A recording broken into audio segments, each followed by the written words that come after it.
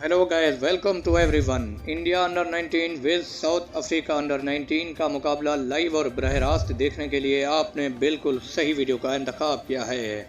हम आपको ये मुकाबला लाइव और बरह रास्त दिखाएंगे। आपको सिर्फ 2 स्टेप फॉलो कर लेने होंगे। सबसे पहले आपने हमारी वीडियो को लाइक करना है। हमारी वीडियो को लाइक करके चैनल को सब्सक्राइब कर दें और साथ ही खड़े बेल आइकन के बटन को प्रेस कर दें ताकि हर आने वाला नोटिफिकेशन आपको मिलता रहे।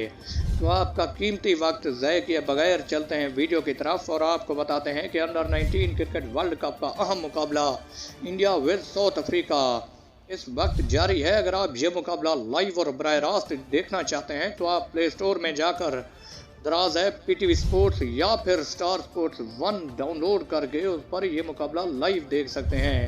आज का ये मुकाबला कौन सी टीम विन करेगी हमें कमेंट सेक्शन में ज़रूर आगाह कीजिएगा। मिलते हैं नेक्स्ट वीडियो में, तब तक के लिए अल्लाह निगहबान।